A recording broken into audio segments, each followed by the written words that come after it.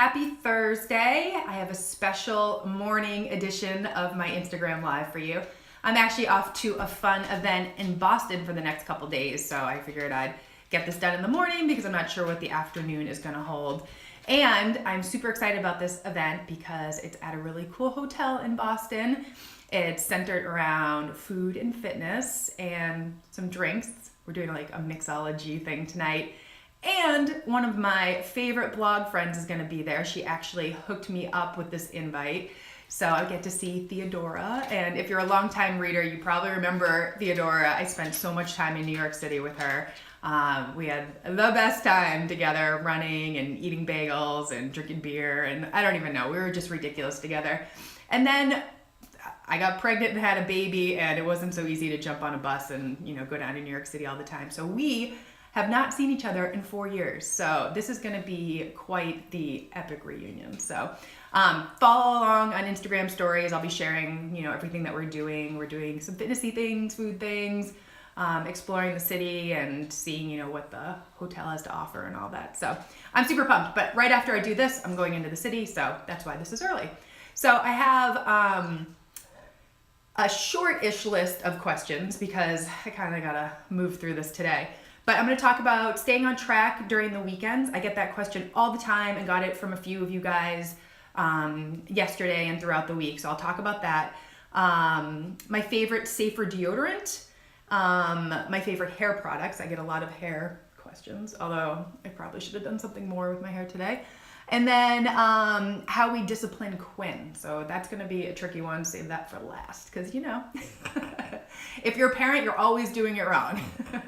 Okay, so staying on track on the weekends. I actually just published a blog post this morning about staying on track during the summer. So if you haven't been over to Carrot to Cake, check that out because there's a lot of tips and tricks that apply to the weekends.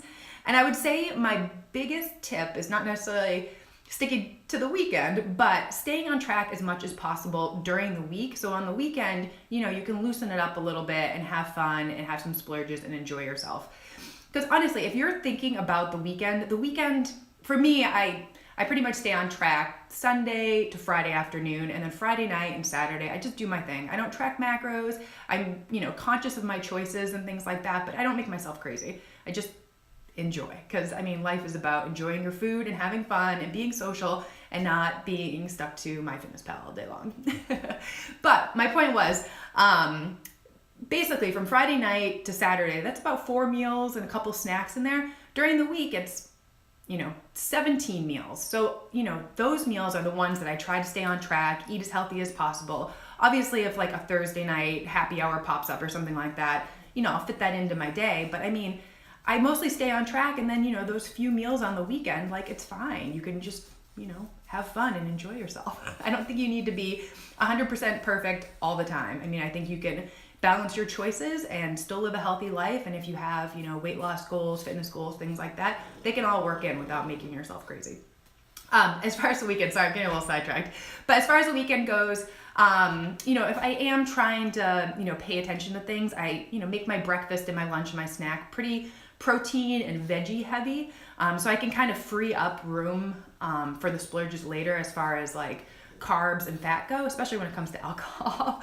So I'll keep things healthy, for the first half of the day, and Saturday night, I'll go out and leave myself a little bit of wiggle room, but I'm rarely ever tracking Saturday night. I'm just going to go out and have an appetizer and, something mostly healthy for dinner. I'm a big fan of just, a salad with chicken or salmon with some veggies on the side, something mostly healthy. And then, I have a couple drinks and whatever, just enjoy myself.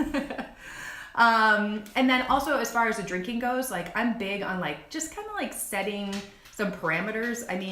I'll say, I'm going to go out and have 2 drinks, no more than that, because most of the time I don't need more than that. Obviously there are nights that I'll have 3 or more, but in the morning I know I'm going to feel like garbage and my child wakes up very early. So that's another deterrent. But thinking about how many drinks you want and just cutting it off after that. And then switching to, a mocktail or a seltzer or, soda water with lime, something like that. You're still being festive and enjoying. You're just, not consuming all these extra, alcohol calories. And then the final thing I was going to add for the weekends is really just deciding if it's worth it or not.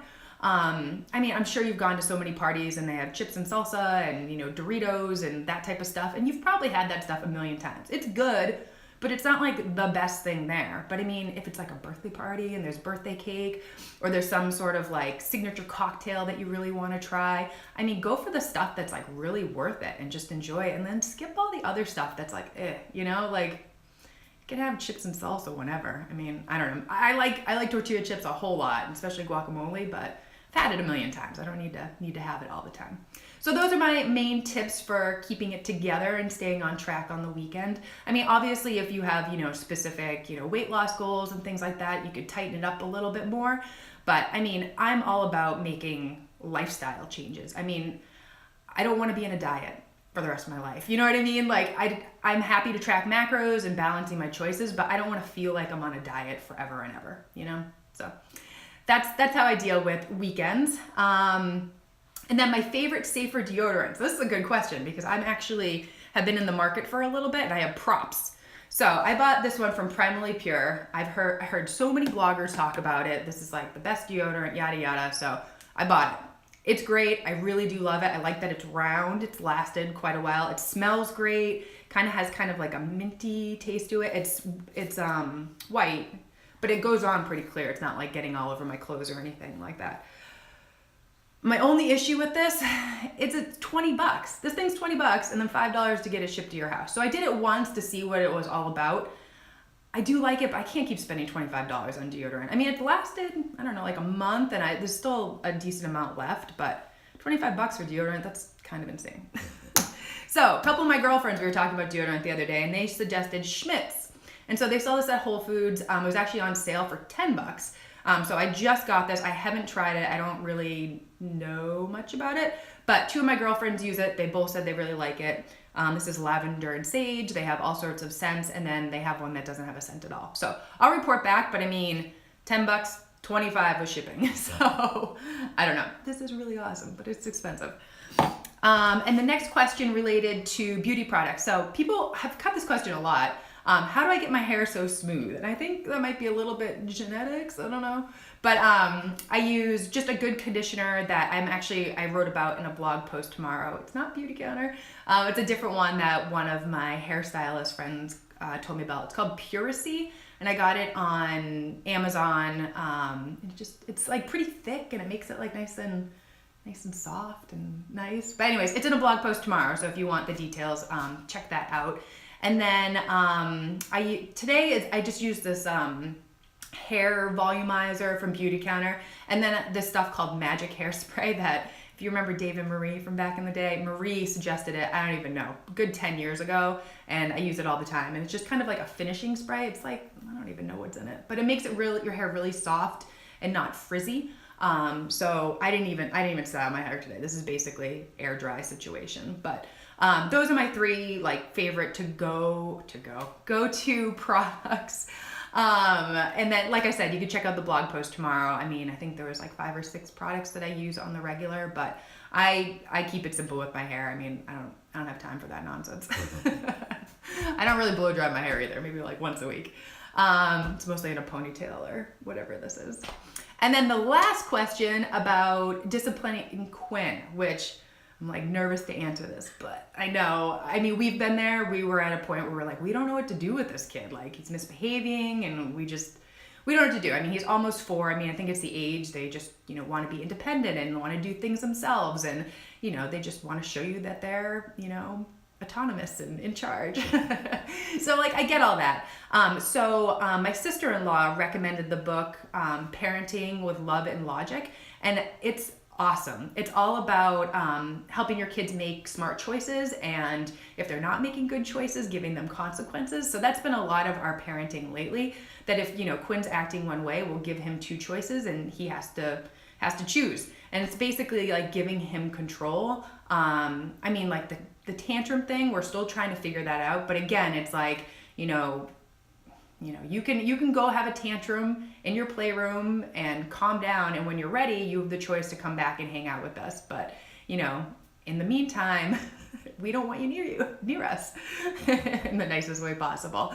So, I mean, that's been helping, is just helping him make choices and like letting him make bad choices and seeing, you know, what the consequence is. I mean, it's like little things like when he's like throwing something and you're like, don't throw that, or don't hit, you know, the dog or whatever it is. And if he keeps doing it, we're like, well, that was your choice, and now you have to, you know, suffer the consequence.